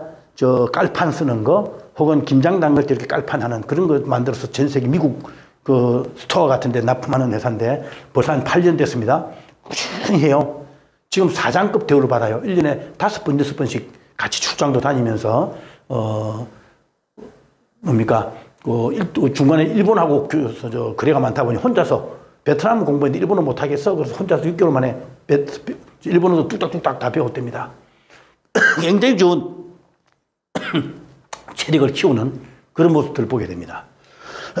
한국에 지금 제가 비워놨습니다만은 코로나 사태를 겪고 보니까 좀 많이들 겁을 먹고 한국으로 포기하고 왔습니다. 근데 한 1,300명 중에 500명 정도, 400에서 500명 들어온 것 같습니다. 제가 일일이 다 파악을 못합니다. 그랬던 800명 정도가 900명 정도 남아있다는 게 아주 대단한 겁니다. 실제로 한국에 1년차 신입사원 퇴사율이 벌써 2019년도 50% 절반이 나갑니다. 왜 나갈까요? 물론 그 사람들을 좀 이렇게 지휘하는 그 회사가 좀 과격하고 안 맞춰주는 것도 있겠습니다만은 사회가 한순간에 바뀌는 거 아니지 않습니까? 그럼 거꾸로 이야기하면 들어온 친구들 조금 적응하려고 애를 써보지도 않고 좀 관두는 것들은 우리가 좀 걱정스러운 부분이다. 아마 부모님들 계십니다만은 다들 어려워도 옛날에 참고 했지 않습니까? 그러다 보니까 편할 때도 있고 쾌재를 부르고 즐거울 때도 있지 않습니까? 이걸 참지 못한다면 걱정스럽다라는 생각을 많이 합니다. 이게 지금 베트남에도 똑같은 현상이 나타나고 있는 모습들 저희들 굉장히 우려하는 부분입니다만은 하여튼 그런 상황이라는 걸 보시고 제일 힘들어하는 게 적성에 맞지 않는 직무. 근데 적성에 맞지 않는 직무라는 게 사실은 저는 대한민국 청년한테 안 맞다고 봅니다. 뭘 해도 잘해요. 하려고 마음을 안 먹어서 그렇죠. 마음 먹으면 다 헤쳐내더라고요. 꼭 맞아서 일하는 일이 없거든요. 그러다 보면 알지 못했던 부분이 있네요. 그래서 찾아갑니다. 그럼에도 불구하고 한 20-20%는 조정이 필요하다고 저는 생각을 합니다. 그러나 스스로가 최대한 적응하려고 노력 쓰면은 이 인내심 부족하고 맞물리는 문제입니다. 이게 사실은 조직 부정하고. 한국이 이렇습니다. 그럼 현지에서는 어떨까라는 생각을 해보면 우리가 좀 시사하는 바가 큰 그런 대목이 되겠습니다. 자, 저희가 한때 이 사업을 시작한 지 한 5년차 되는 해에 베트남에서 어떤 사람을 필요로 할까 하고 조사하고 연수생들 본인 의견도 물어보고 거기 일을 시키는 사장님 이야기도 물어보는 포럼을 한번 해봤습니다. 조사를 해서 해봤더니만 연수생 당사자가 우리 과정을 통해서 현지화하고 인내심, 이문화적인 게 많이 컸다. 스스로 생각한 목표를 가지고 갔는데 진짜 현지화 인내심이 많이 컸다라고 해요. 그런데 아직도 미흡하다. 취업을 했는데도 불구하고 현지가 모자란다. 영업력이 모자란다. 무슨 이야기입니까? 협상할 줄 모르고 아직도 언어 공부가 11개월 했지만 부족하더라고 이야기합니다. 현장에서 배우라고 이야기를 합니다만은 베트남과 까다롭다는 이야기죠. 이 일을 시키는 회사 사장님은 뭐라 그러냐. 뽑을 때 성실성하고 현지화 꼭 좀 했으면 좋겠다 그랬는데 제대로 했대요. 그런데 아직도 미흡한 분야가 있다면 인내심이 부족하더라고 이야기합니다. 사업의 속성이 그렇거든요. 꾸준히 해야만이 어느 단계가 넘어서면 좀 수월해지는 때가 오는 거다 말입니다. 그걸 견디지 못하고 튀쳐나가 버리니까 어렵고 한번 튀쳐나간 사람은 다른 회사 가도 튀쳐나갈 확률이 높아진다는 게 굉장히 우려스러운 부분이다라고 보시면 될 것 같습니다. 현재가 부족하다? 조직 관리가 불리하다? 대인관계가 좀 떨어진다. 이거 저희들이 많이 좀 집어넣으려고 하고 있고 그래서 합숙이라는 이 고단한 작업을 합니다. 학생들은 지금 합숙하지 말고 바깥에 자유롭게 좀 있으면 안 되겠습니까? 라고 부탁을 많이 합니다. 그러나 그렇게 해서는 짧은 시간에 뭘 할 수가 없습니다. 버텨내야 돼요. 저희도 같이 하려고 하는 저희도 사실은 고통스러운 일입니다. 근데 개인차가 좀 있어서 그렇습니다만은 빠른 시간 내에 본인이 좀 쫓아오기를 바라고 지치지 말고 스스로가 부정적인 생각하지 말고 긍정적으로 좀 와주기를 바란다는 이야기를 좀 드립니다. 2019년도에 대한민국에서 한 20개 기관이 우리 말고도 이런 기관인데 대체적으로 정부가 이 교육 과정의 절반 정도 되는 1,000만 원 정도 수준 위아래로 지원을 합니다. 6개월 공부가 끝납니다. 아까 말씀드렸죠. 현지화가 마무리가 안 됩니다. 베트남, 미얀마, 인도네시아는 한국에서 가르칠 데가 별도로 없습니다. 학원 외에는 일부 학원밖에 없습니다. 거의 제로 베이스에 갑니다. 그리고 6개월 만에 언어를 한다는 건 좀 약간 몫은 있다고 저는 보는 게 저희들 생각이거든요. 그래서 다르게 결론적으로 말씀드리면은 저희 과정 1년 동안 하는 것부터 믿음을 가지시고 그 부수적인 거는 스스로가 잘 컨트롤하면서 갈 수 있도록 부모님들이 도와주시면 너무 고맙겠다 이런 말씀을 드립니다.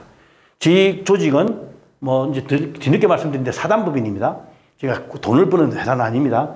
돈을 쓰는 조직이죠. 한 6,200명 대우 출신들이 전 세계에 펼쳐져 있고 7개 분과위원회하고 36개 해외 지회가 있어서 앞으로 이 친구들이 나가면 충분히 써먹을 수 있는 네트워크가 된다. 그래서 이런 구조를 가지고서 저희들이 이 일을 쳐내고 있습니다.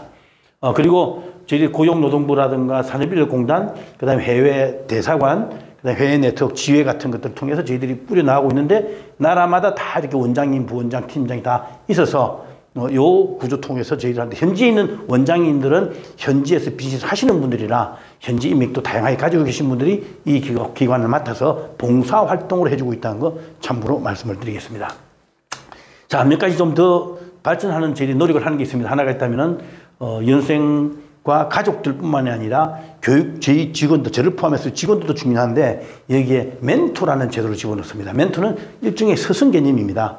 뭐든지 대화할 수 있고 뭐든지 상담할 수 있는 그런 구조를 만들어서 현지를 베트남을 기반으로 해서 전 세계로 나갈 수 있는 사람으로 키우는데 같이 협력합니다. 아까 말씀드렸죠. 4명 내지 5명 연수생한테 멘토 1명이 평생을 좀 너 파트너 돼줄게 라고 하는 과정의 모습입니다. 그러면 평소 조력해주고 연수 받을 때, 그 다음에 취업할 때, 그 외에도 개인사, 집안일, 친구일 뭐 다들 이야기를 하더라고요.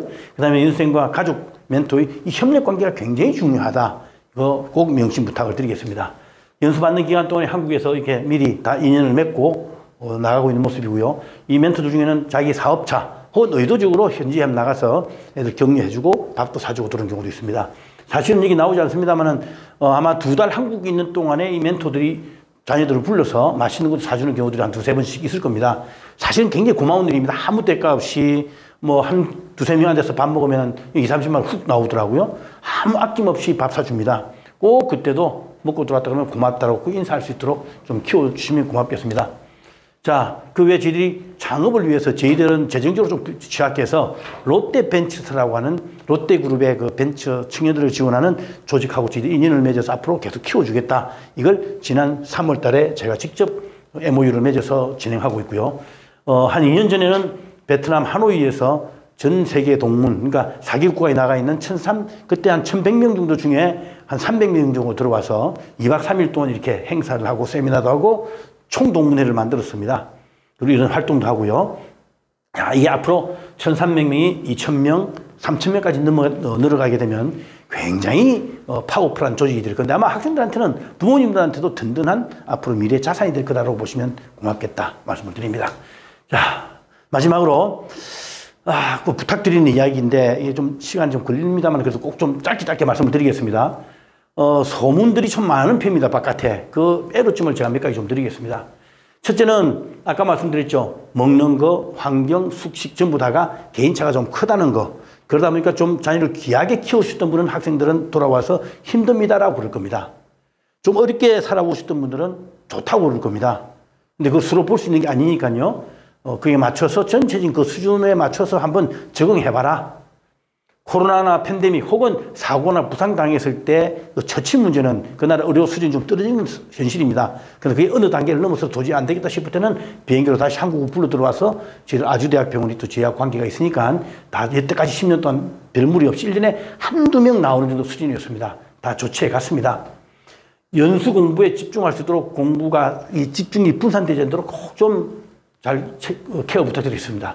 올해는 여학생들이 좀 다행인지 불행인지 모르겠는데 이성 교제를 많이 합니다. 그리고 집안 일 때문에 번거로워서 또 돌아가는 경우도 있습니다. 부모님들이 연루하고 집안에 사고 때문에 가는 거야 저희도 못하겠습니까만은 부모님들이 좀 잘 버텨주시는 것도 이 친구들한테 도움 된다고 보시면 돼요. 여하튼 어느 회사를 가더라도 버텨내는 그런 능력을 갖출 수 있도록 저희들도 노력해 나가겠습니다. 그 다음에 취업 이후에 계속 근무하고 중도 포기하는데 이 과정에서 많은 힘든 경우들이 나오니까 꾸준히 저희하고 좀 관계 맺고 그 자녀들분들한테 그 우리 서울의 사무국 박 부장하고 이야기 좀 했나 물어보고 또 혹은 그 멘토님들하고 이야기 해봤나라고 한 번씩 짚어만 주셔도 좋지 않게 생각을 합니다. 그런데 사실 이 교육 과정이 젊은 청년들한테는 굉장히 비매력적입니다. 사실은요. 동남아보다는 선진국 좋아하잖아요. 그죠? 모르지만, 뭔지는 모르지만, 팍팍한 일정 속에 자유도 제한하죠? 자유롭게 좀 해달라. 재미없는 과목입니다. 사실은요. 생산에 들어가고 막 일하는데 그 집중적인 공부가 뭐가 재밌겠습니까? 그래도 해둬야 된다. 그 다음에 아까 말씀드렸죠. 과도한 성적 압박 때문에 성적 게시하니까 좋을 리가 없겠죠. 그러나 그게 약이 되기를 바라는 마음으로 하는 겁니다. 실제로 약이 되어 왔습니다. 10년 동안. 중견 중소기업 가고 싶은데 저 가라고 그러는데 대기업 가고 싶다. 길게 보면 거기 가면 니한테 별로 덕이 안 돼. 이게 미래를 봐야 돼. 라고 하지만 듣지는 안 들리는 모양입니다. 사실은요. 그 다음에 제조업 가다 보니까 시외곽에 가잖아요. 밤이 되면 컴컴하죠. 솔직히 또 미안하지만 토요일까지 지금 근무를 합니다. 생산 제조 현장에는. 시내는 주 5일 근무를 해요. 근데 이쪽에서 근무하고 싶어요. 여기 외곽에서 좀 컴컴한 곳에 있기 때문에 무언가를 싸게 만들 수 있는 방법을 연구하고 집중할 수 있는 효과가 생깁니다. 그런데 지난 10년 동안 해보니까 그런 대로 이런 것들도 다 무던히 왔는데 저희들이 한 100명 키웠을 때 말입니다. 마음에 안 들어가지고 한 30%가 왁을 그려도 30명밖에 안 됩니다. 근데 1,300명 키워나오니까 오면서 많이 개선하고 학생한테 양보할 것도 하면서 쭉 맞춰왔는데 5%만 왁을 그려도 이게 65%가 돼요. 65명이. 인터넷에 한마디 쓰면 아주 골치 아픈 현상이 생깁니다. 요즘 학생들이 부모님 말씀보다 선생님 말씀보다 선배 이야기보다 인터넷에 쏜 글에 혹 해버립니다. 그런데 잘 보십시오. 1300명 중에 불과 5명, 6명이 쓴 글을 보고 인생의 진로를 바꾼다. 이게 말이 됩니까? 많은 학생들 물어보면 또 그래요. 인터넷 댓글에 좀 안 좋은 거 있는 거 안 봤어? 그러면, 아우, 그거 뭐 한두 명 하는 게 뭐 됐습니까? 하는 친구들이 한 7, 80% 됩니다. 그런 몇몇 학생들은 그게 아주 마음 푹 쓰고 있습니다. 자녀분들이 그렇게 혹한다면 큰일입니다, 이거는. 나중에 저희 과정뿐만 아니라 삶에서도 충분히 보이스피싱도 하고 충분히 사회적으로 당할 수 있는 가능성이 크다는 것도 꼭 좀 보시고 내 자기를 키울 수 있는데 좀 되도록 해주시기 바랍니다. 제가 이 말씀을 왜 드리냐면은 그렇지만 해 나가니까 좋아지더라. 그래야 좋은 동문들이 모입니다, 주변에. 그래서 좀 홍보 좀 해주십사 부탁을 드리는 겁니다. 그래서 더 좋은 사람들이 모여서 우리 자녀들한테 미래의 큰 자산이 될 수 있도록 만들어주자. 이런 제가 말씀 좀 드리는 거죠. 자, 동남아 중요한 거. 동남아, 베트남이나 미얀마 이런 데 눌러앉도록 하시면 안 됩니다. 아까 말씀드렸죠. 공장 만들어서 운영하기 때문에 3년, 5년 내에 기반 하나 만들고 글로벌 시장을 돌아다니라. 그래서 한 달에 30일이면 열흘은 베트남, 열흘은 미국이나 유럽 혹은 일본, 열흘은 한국에 들어와서 부모님도 보고 친구도 보고 새로운 사업 계획도 짜고 이런 식의 한 달 30일씩 이런 식으로 베트남 혹은 인도네시아에서 열흘은 전 세계를 돌아다니고 열흘은 한국에 와서 지내는 그런 꿈을 가지고서 가는 게 글로벌 사업까지 자꾸 친구들이 동남아에 눌러앉을 생각, 커피숍 하려고 그러고 서비스 하려고 그러고 그거 저는 대단히 반대합니다. 저희들이 처음부터 설계한 것도 아니고요. 그래서 아버님 친구들이 연습해서 제조업만 강조해서 대기업 가고 싶다. 3년 어묵 업무다. 특히 연습 일부 한 사람이 안 한다고 말씀드렸죠. 이런 아침 출근 시간 싫다. 아침 운동 싫다. 뭐 몇몇 학생입니다만은 유난히 이런 이야기들이 인터넷에 떠 있으면 아주 크게 들립니다. 좀 도와주시기 부탁드리겠고요. 죄송합니다만 부모님들께서 애들한테 장난을 맞추십니다. 흔치는 않았습니다만은 뭐 이런 이야기를 애들이 하는 것 같아요. 그중에 몇몇 분들은 과격하게 저한테 항의를 합니다. 그래서 실제로 보여드리면서 저희들이 제가 대응을 합니다만은 숙소가 불편하다고 한다. 10명, 100명 중에 98명 이상 하면 한두 명이 그런 소리를 합니다. 식사가 부실하다고 한다. 심지어는 어떤 학생 하나는 집에 아빠, 엄마 밥을 제대로 안 줘요. 밥 하나에 반찬 하나 찍은 사진을 보내줍니다. 딱 보는 순간에 지가 먹고 싶은 반찬만 퍼간 겁니다. 그렇게 살 수도 있겠죠. 그러나 한번 먹어보고 거기까지 온 이상에는 그 나라 음식에 익숙해져야 현지인들하고 생활할 수 있는 거 아니겠습니까? 좀 심하게 표현하면 그게 먹고 못 견딜 것 같으면 돌아와야 됩니다, 사실은요. 그러나 사람은 적응의 동물이니까 그래서 전 세계를 누비면서 맛있는 것, 맛 없는 것도 동시에 먹을 수 있는 그런 인내심도 가져가야 되겠죠. 제가 땡땡땡땡 좀 미안한 이야기입니다만은 왜 옆에 있는 남녀가 연애하는 거 왜 관리 안 하냐? 연애하는 거 가만히 두고 있냐 그래요. 아마 자녀가 지가 좋아하는 여성, 지가 좋아하는 남성이 옆에 하고 연애하는 걸 본 모양이죠. 질투심도 나고 또 신경이 쓰여서 한 거 좋습니다만은 지금 어느 세월에 저희들이 이거 관리하고 있겠습니까? 하지 말라고 이야기합니다. 연수 기간 동안에 집중해라 공부에. 이성에 눈 뜨면 공부 좀 자꾸 뒤로 간다. 잘 안 됩니다. 다치고 부상당하면 아까 제가 말씀드렸죠? 작은 실수 가지고 그러느냐. 전 작은 실수 가지고 한 명 친구로 작년에 징계를 해서 내보냈습니다. 왜 작은 실수 가지고 그러냐는데 부모님이 아시게 된 건 작은 실수인데 저희는 7번, 8번, 9번, 10번 경고하고 지적하고 고치라고 안 고치니까 별 수 없이 다른 친구 때문에 내보내게 되는 게 해마다 한 명 정도 나옵니다. 방법 없습니다. 대기업 취업하면 안 되느냐? 정이 원하면 가는데 그런 베트남까지 간 거 특별한 의미가 없다. 제가 말씀드린 거 잘 감안하시기 바랍니다. 취업한 회사가 험하게 다룬다. 가슴 아픈 일입니다. 그러나 그쪽 관리하시는 분들도 숱하게 선배들 쓰보니 이 친구들 금방 관두더라. 오자마자 한번 심하게 다뤄본다. 그래서 생기고요. 처음 갈 때 3,000불, 4,000불 준다 그랬는데 3개월 지나면 2개월 동안 2,000불 받도록 갔습니다. 그럼 3개월, 4개월 후에 준다고 그랬으면 안 주면 저희한테라도 이야기를 해야죠. 말 안 하고 있다가 1년 동안 지나가지고 2,000불밖에 안 주더라고 저한테서 항의를 합니다. 이 연생들 보고 제가 그럽니다. 야, 입 뒀다 어디 쓰냐. 내가 얘를 내하고 통화 못하게 만들어서 이야기 좀 하지. 그냥 묵묵부답입니다. 이렇게 해서 성장된 거예요. 저 1년 동안 가르친 저도 무지히 짜증이 나는 일입니다, 솔직히. 근데 부모님들도 그런 소리를 들을 때 빨리 저쪽하고 본부하고 좀 의논을 해봐라. 라고 하면 저희도 따질 수가 있고 또 안 되면 거기 하고 궁합이 안 맞으면 다른 회사로 보내줘야 되겠죠. 참, 심지어는 본인이 뭐 커플 만들어서 연수 중에 커플 만들었는데 어디 관두고 싶으니까 우리 팀장들을 자꾸 시비를 겁니다. 트집을 잡고. 해마다 한두 명씩 꼭 그렇게 나와요. 식사 부실하다, 취업에서 매칭 안 해주더라. 쟤한테만 유독히 절 못해주는 것 같이 느끼는 모양 같아요. 그러나 저희도 그런 거 없습니다. 똑같이 돈 들여서 사는데 누가 좋고 누가 나쁜 게 있겠습니까? 단 인간인지라 연수기간 중에 와서 좀 살갑게 하고 서로 이야기도 잘하고 그러면 훨씬 좋겠죠. 그게 좀 안 되다 보면 정보가 부족하고 본인 아는 게 적다 보면은 취업도 좀 늦어지고 하는 경우 생깁니다. 부지런히 자기 팀장 하나 관리 제대로 못하면서 연수팀장 관리 못하면서 회사에 들어가서 어떻게 사장님과 관계를 맺습니까? 안타깝습니다. 그런 이야기를 수없이 해도 아마 어떻게 커왔는지는 모르겠습니다만은 저희한테는 그런 안타까운 모습들이 보인다는 거 좀 감안 좀 해주시고요. 최악의 경우 저희도 교무위원회 조치를 해서 이렇게 소위 말하는 퇴소 조치를 하는 경우도 있습니다. 해마다 한두 명씩 있는 거. 자, 좀 애한테서 좀 그런 소리가 들리면 꼭 저희하고 상의해 주시고요. 목표는 애를 선하게 잘 키우는 게 목표 아니겠습니까? 자, 그래서 이런 우리가 눈물 흘릴 수로가 없도록 좀 도와주시 부탁을 드립니다. 자, 오늘 더 이야기가 있습니다만은 중요한 거, 이것도 안 할 수가 없을 거 아니에요. 궁극적인 거는 청년들이 들어갈 때 해피해야 되고요. 계속 성장 확대돼서 나이 30, 40, 50대도 해피해야 됩니다. 자, 그런 중에 뭐가 됩니까? 성장 확대가 되어 가는데 경쟁이 생깁니다. 동기들끼리 경쟁하고요. 기계하고 경쟁합니다. 컴퓨터하고 경쟁합니다. 그러면 없어지는 직업이 생기고 커 나가는 직업이 생깁니다. 커 나가는 직업에 계속 공부에 들어가야 됩니다. 그래야 꾸준히 성장합니다. 그런데 한국 기업들, 한국에서도 보면 취직하는 순간에 공부 안 합니다. 일과 재미, 워크 앤드 라이프 밸런스라고 그러면서 고약 한국만 배워가지고 놀아다닙니다. 이거 저희도 습관화 시키려고 애를 쓰는데 쉽지는 않습니다. 더 중요한 거, 이러기 위해서는 우리가 시간이나 지리 공간을 뛰어넘는 모습도 필요하고 더 중요한 거, 정년 이후에 어떻게 살 것인가 라는 요 모습, 특히 동남아는 그걸 바라는 겁니다. 왜? 창업을 하면 내 사업이 되지 않습니까? 특히 제조업은.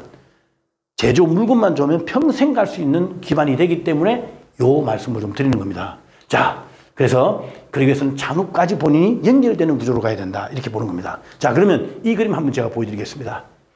저 같은 사람은 나이 55세, 60세까지 이렇게 살고 있는 모습입니다. 55, 60세 되면 일이 다 떨어집니다. 친구들 60 정년 되면 전부 다 놀고 있습니다. 자, 우리 공무원 하신 분들 처음 좀 시작은 약하지만 꾸준히 어떻게 됩니까? 오다가 좀 급여 적고 좀 안 좋지만 사회적으로 안 좋지만 10년 정도 더 갈 수 있는 연금도 받겠죠. 자, 그런데 옛날에는 문제 없었습니다. 평균 수명 52.9세였습니다. 1959년도 제가 태어났을 때. 자, 그때는 53세 되면서 그냥 죽는 거니까 60세 요때 죽어도 문제가 없는 정년 이후에 뭐 좀 길게 사시는 분들 널널하게 놀다가 돌아가셔도 상관이 없었습니다. 근데 지금은 인생 80세, 100세 시대입니다. 일이 없으면 경제가 안 돌아가죠. 건강 따라가야죠.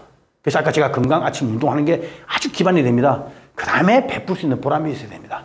보람 있게 베풀려면 건강도 있어야 되고 돈도 있어야 됩니다. 그러면 이런 구조, 60대까지 가다가 천천히 연착륙되면 되는데 대한민국 땅에서 기대하기 쉽지 않죠. 조금 아프고 힘들면은 바로 여러분들은 병원에서 불러갑니다. 그리고 병원 나름대로 입시를 하게 됩니다. 그죠? 그런데 동남아에 가는 이유는 지금은 좀 힘이 들지만 이런 구조로 가자는 겁니다. 30대 후반에 착 치고 올라가서 창업해서 제품만 있으면 80, 90까지 내가 일을 할 수 있는 이 구조 속으로 들어간다. 그러려면 10년 정도 후에 취업을 할 수 있는 준비를 해라. 일하면서 배우라. 돈 벌면서 창업을 준비해라. 라는 게 이 과정의 핵심 전략입니다. 5년 좀 약합니다. 사실 10년 정도 가야 탄탄하게 할 수 있는 힘이 생깁니다. 요걸 우리는 기반으로 만들었는데 이 그림을 좀 이해하면 훨씬 더 지금도 즐길 마음을 하고 일을 하면서 새로운 걸 배워나간다는 것만큼은 또 다른 재미일 수 있다는 걸 자녀들 좀 알았으면 좋겠다. 이런 말씀 제가 감히 좀 드립니다. 자, 아울러 직업이라는 관점에서 놓고 보면은 이게 문과생들이 하는 일입니다. 이게 부모님들이 일할 때 했던 모습들입니다. 그죠? 섬유경공업, 의류철강, 조선자동차로 넘어갔고 IT 모바일로 넘어오고 일반 기계나 석유화학 반도체로 넘어옵니다. 지금은 바이오, 배터리, 반도체, 수소차 이런 걸로 나갑니다. 갈수록 기술이 어려워지죠. 팍팍한 업무들입니다. 자, 그 속에 옆에 서비스가 있었죠. 우리 뭐 커피숍 하는 거, 그 다음에 유통하는 거, 백화점 하는 것, 그 다음에 물류 사업 전부 전부 다 서비스죠. 거기에 금융이라는 사람이 따라왔습니다. 그럼 이 산업에 기술로 물건을 만드는데 일부 인문계가 있었습니다. 만든 물건 가지고 마케팅하던 사람이었습니다. 물건 가지고 팔순 사람들이었습니다. 그리고 돈 가지고서 기업을 지원했던 사람들입니다. 요 구조였는데, 자, 이게 이제 공공부문이 생기죠? 요렇게 해서 왔는데, 이게 어떻게 됩니까? 이게 대한민국 지금 요 영역에 들어있는데, 대한민국이 부쩍 성장하면서 요거는 전부 다 버리고 왔습니다. 어디로 갔습니까, 사람들이? 동남아로 갔습니다. 중국 갔다가 동남아로 흘러가고 있습니다. 왜? 인건비 비싸졌어. 그러다 보니까 이제 여기서부터 스펙, 서열화됐다, 흑수저, 금수저, 돈 많이 받고 미리 공부하면 돈 벌더라라고 합니다. 솔직히 돈 좀 있었으면 어릴 때부터 이런 기술적으로 공부를 했겠죠. 기술적으로, 이공계 쪽이. 문과생들 관리 갈수록 줄어듭니다. 요 구조 속에서 우리 미래를 어떻게 그려나갈 것인가. 자, 내 인정받고 존중받고 당당하면서 일할 수 있는 기회는 없을까? 자, 그러면 내가 여기에 문과생들이 할 수 있는 여기 인문계하고 이 인문계는 갈수록 줄어든다. 제가 한두 개 보여드리겠습니다. 줄어듭니다. 왜? IT가 발달되거든요. 기술이 발달되거든요. 그러면 여기 있는 문과생들이 어디를 가야 됩니까? 위쪽으로 가든 아래쪽으로 갈 수밖에 없습니다. 여기는 박사급이 와도 어렵습니다. 여기는 학사가 해도 충분히 지금도 배울 수 있는 데입니다. 여기 나가면은 전 세계적인 경쟁에 노출이 됩니다. 전 세계 경쟁 싸움, 미국, 중국 다 가지고 싸우고 있는 데입니다. 박사들만이 갈 수 있는 곳이. 기술이 없잖아요, 지금. 기술 없는 사람 여기 가면 충분히 일할 데가 있습니다. 다행히 생필품입니다. 그래서 동남아가 대단히 유용한 일자리라는 걸 꼭 좀 여러분들이 이해해 주시고 명심했으면 좋겠다. 그런 의미에서 특히 오늘 여기 자제분들이 인문계, 사회계, 의학, 계통 공부했다면 더없이 좋은 선택을 하고 가고 있다. 빨리 여기서 돈을 벌어서 이렇게 회사들을 집어먹을 수 있는 위치까지 가는 게 얼마나 좋겠느냐, 이렇게 볼 수 있겠습니다. 제가 말씀드린 요 그림이 결국은 일자리 자국주의고, 여기 나오는 AI, 빅데이터, 인공지능, 빅데이터, 블록체인, 클라우드, 핀테크 전부 다 인문계생들의 일자리를 뺏어가는 데입니다. 그런 기술들입니다. 왜요? 이거는 기술이 없이 중간 인류를 통해서 불어먹던 건데 그걸 누가 대신합니까? 자, 네이버, 카카오, 라인, 쿠팡, 배민, 그 다음에 당근, 토스, 직방, 야놀자라고 하는 젊은 애들끼리 많이 하는 이야기들입니다. 이것들이 옛날에 제조업자하고 소비자 사이에서 소매상, 도매상 이렇게 다 벌어먹고 사는 구조였는데 이걸 여기 딱 들어왔습니다. 이렇게. 직급 연결시킵니다. 그 다음 뭐합니까? 이 속에 있는 차 운전하고 오토바이 타는 사람만이 먹고 사는 아주 심플한 구조로 만들어버리는 이 슬픈 시대를 살고 있는 겁니다. 나는 먹는 게 아니라. 자, 여러분들 어떻게 살아야겠습니까? 한번 보시죠. 은행. 문과생들의 대표적인 일자리인데 은행입니다. 2019년 불과 2년 전에 국민은행이 이틀인가 하루를 문을 닫았습니다. 국민들이 문 닫은 줄도 모르겠대요. 왜? 이런 전부 다 ATM이나 앱으로 다 하니까. 이거 은행 없어져도 된다는 얘기 듣고 이야기하면 굉장히 축소될 수밖에 없는 구조가 있다는 거. 지금 그래서 은행 신입사원 뽑지 않고 있다는 것도 참고를 하시면 될 것 같습니다.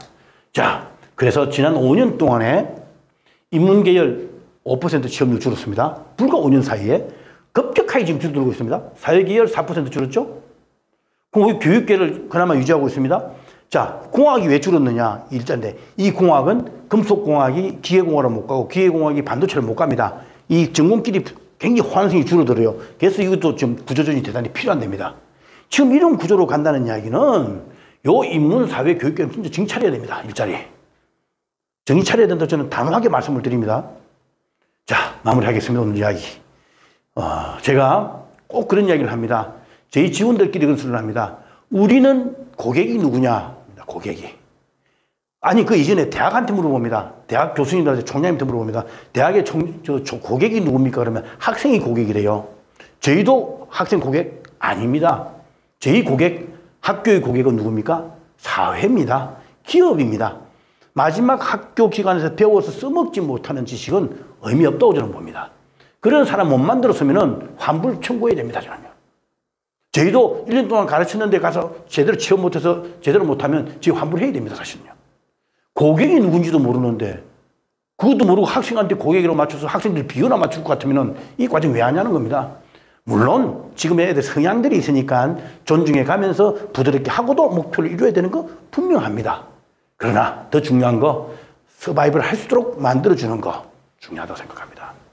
다행스럽게 많은 학생들은 완구공장, 토이공장 만드는 원래 일하는 직원 하나가 한 2, 3년 전에 어디 언론에 저희들이 인터뷰했던 글입니다. 바쁘고 멀리 떨어진 친구들하고 자주 보기 어렵습니다. 기수들끼리 그렇게 만만한 건 아닙니다. 그러나 정보 주고받고 하고 있고 토요일, 일요일 되면 우리가 같이 맛있게 먹습니다. 일요일 아침에는 운동합니다. 저도 축구합니다. 이 학생이 그런 이야기를 해요. 어울리거든요. 그 시내에 들어가면 그런 풋살 경기장도 좀 있어서 자주 하는 모양입니다. 그리고 궁극적인 목적은 창업입니다. 서로가 도와줄 수 있도록 정보를 모으면서 꾸준히 준비하는 것이 저는 최고라 생각합니다. 그러기 위해서는 저도 다른 친구를 좋아야겠지요 라는 아주 대견한 이야기를 하고 있습니다. 이게 우리 자녀들이 갈 수 있는 길이라고 생각을 합니다. 이렇게 한 3년, 5년 가면요 어엿한 모습 된다고 생각을 하고 저희를 도와주시고 우리 자녀들 잘 클 수 있도록 여러분들 힘을 합주시기 부탁을 드리겠습니다. 자, 혹시 저 궁금하신 거라든가 추가로 필요한 게 있으시면은 이메일이나 혹은 이런 홈페이지 통해서 혹은 또 저한테 직접 전화를 통해서 메일을 통해서 연락 주시면은 제가 성심성의껏 최대한 조치하고 안 될 때는 저희들 미래를 같이 고민하는 필요하면 제가 집에까지 쫓아가겠습니다. 우리 한 학생 한 명 한 명 소중한 내 새끼, 내 자녀들, 금쪽 같은 내 새끼들 그만큼 더 강하게 키워야 되고 그러면서도 내가 줘야 될 정은 잊지 않고 들어갈 수 있는 우리 자녀들 될 수 있도록 같이 힘 합쳐서 성공적인 미래를 개척하는 데 도움될 수 있도록 여러분들 많은 협조 부탁드리면서 오늘 제가 소개 말씀 이걸로 끝이도록 하겠습니다. 감사합니다.